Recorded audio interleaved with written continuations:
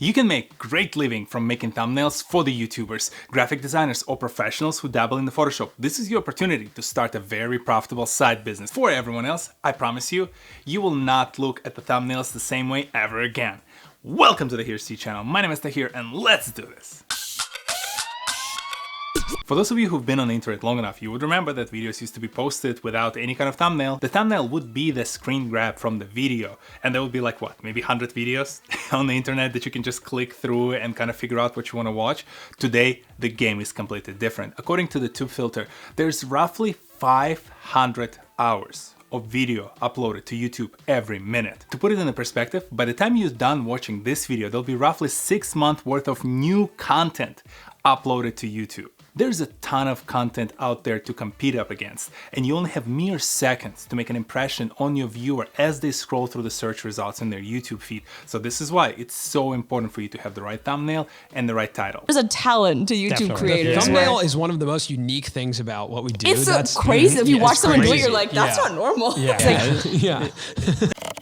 There's a bit of controversy around the thumbnails, specifically around that evolution path where slowly creators realized with more content out there, with a higher competition, they need to step up their game with the thumbnails, and thumbnails sometimes would go over the edge and they would become what is commonly known as clickbait. YouTube had to start monitoring for the fact that so many creators decided to create sensational thumbnails that will attract the attention, but would not necessarily have the content behind them in the video itself to support it. This is why today YouTube Analytics pays very close attention to the behavior of the viewer after they click on the video. They want to make sure that once you saw the thumbnail, you saw the title, you clicked on the video, you actually watched the video through at least the majority of its duration. There are videos out there that have very high click-through rates. The number of the people who clicked on the video over the number of the people who saw the video in their feed, but then they would drop out of that video 10 to 30 seconds in. This would signal to YouTube the video is not delivering on the promise, and likely the thumbnail is a clickbait. And eventually, if there are enough of signals from enough of the viewers, the video would get shadow banned. I'm talking from my personal experience. This video over here, loved it. Could have done definitely a better job with the thumbnail. I don't know. I don't know what I was thinking about. I didn't think clearly enough about the thumbnail. I really enjoyed this video. I really enjoyed making it. And I actually saw a surge of viewers coming through. It was amazing. It was like one of the best performing videos ever. But it was best performing because of the right thumbnail, the right title. But the content did not necessarily support the expectations I set with a thumbnail, and eventually YouTube thought that I'm just clickbaiting people into my video and they just shadow banned it. Like literally, look at this graph. This is the viewership, and you see very clearly at what point YouTube decided, yeah, no, you're not getting any more viewers, and it just shut me down. The reason I bring all of this up, as the quality of the thumbnails increased, there became this interesting challenge where you cannot be too good with your thumbnails and bring too many people into the video that really walk into the door without knowing what to expect and then click right away out. And at the same time, you cannot create a terrible thumbnail because no one's gonna click on it. So you have to thread that needle and hover around this middle lane of the best thumbnails ever. This is a tough challenge that even the biggest and the best creators on this platform face today. What you have there is good, and obviously that's why you get the views you get. But there's like, no matter what, there's always something that can be improved. There's always something that could be better. You know what I mean? There's literally no such thing as a perfect thumbnail. The creation of the thumbnails became a competitive profession to pursue. Just look at all of these listings. Companies big and small hire people to specifically focus on creating thumbnails for their video content on YouTube and other platforms. Even Netflix, they completely had to rethink their strategy around the thumbnails for their content because there's so much of it on the Netflix platform that they had to help people make a choice. How many of you got stuck and continue to scroll through the list without ever picking anything? Thumbnails solve for that. This used to be a problem exclusive to YouTube. Now creators all over the platforms face it, whether you're on Instagram, you're on Facebook, you're on Hulu, even the content creators for Netflix and Disney+. Thumbnails now matter a lot more, and this is what gave birth not only to the creators of the thumbnails, but even the analysts and people who research the importance and how to create the perfect thumbnail for your video. My favorite example, Jay Alto. He's slowly creating a name for himself as a specialist when it comes to thumbnails for YouTube. This guy's awesome. He creates amazing breakdowns of different top thumbnails that he comes across. He talks about what's effective, what works, what doesn't, what colors work, why do you need to have a certain facial expression. Follow him on Twitter. join his Discord. I highly recommend the guy. I think I even saw the jump in the quality of my thumbnails, albeit small jump, but I keep getting better as I consume more content created by Jay. The other great example of high quality thumbnail creators is Gio Gargiulo. I hope I'm not butchering his name. I googled it. I promise I googled it. It's Gio Gargiulo.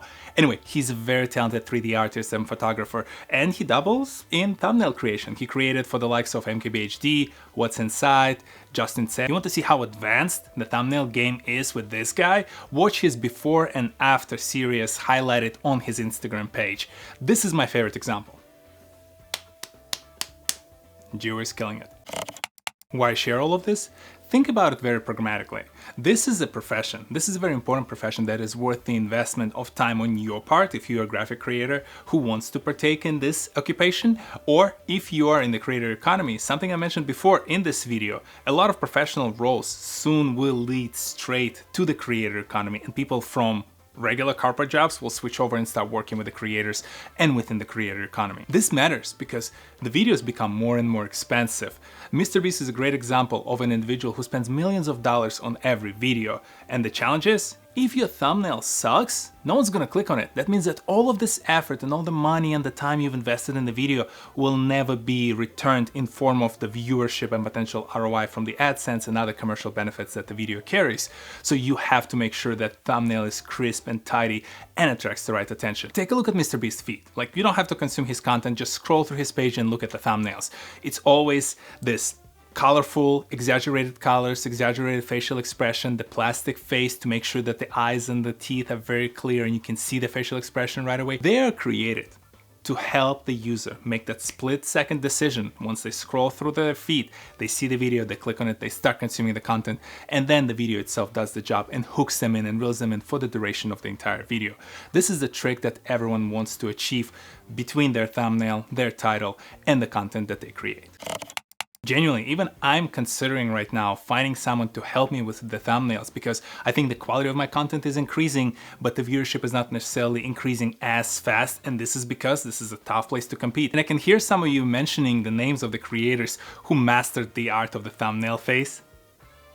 But the challenge with those, or the likes of Emma Chamberlain, who really doesn't even have the thumbnails these days on her content, is that they are well-established creators with a well-established audience that are the fans of their creator. They will click on any kind of content that has the face of their favorites.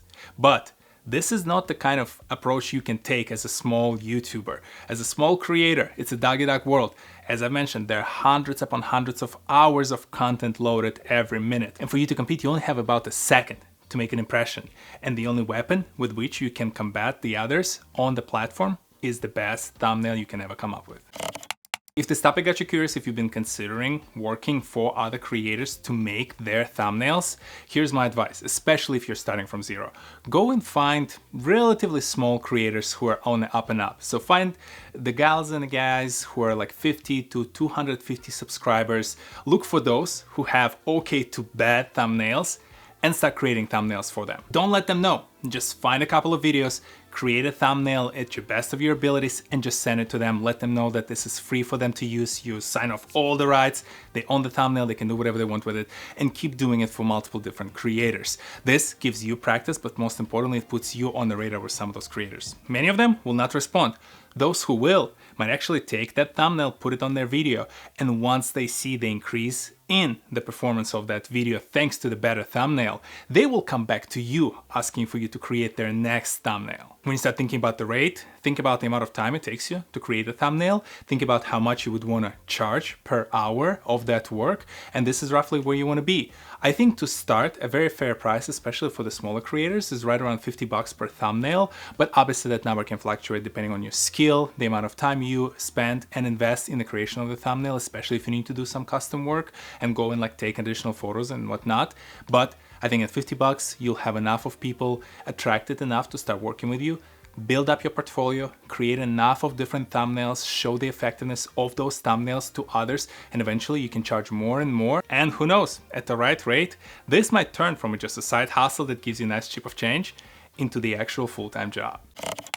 Did you realize how important thumbnails are to all the creators around the world? Now do you know why you see those facial expressions, the circles, the arrows, the different kind of images highlighted on the picture? And do you think you might give it a try, turn it into a side hustle, maybe in a full-time job? Share your thoughts, ideas, ask me any questions, happy to help in the section below. I know I spent a ton of time talking about how the creator economy is developing and how the business professions will enter it, but mostly the business professions that I talk about are operations, the finance, maybe some sort of like business strategy occupations. But in this case, we have the creative jobs. And this is a creator economy. There's a dead giveaway in the name of this area that there's a lot more opportunities for creative people who have the right set of skills to go and join those creators and helping them build up the brand.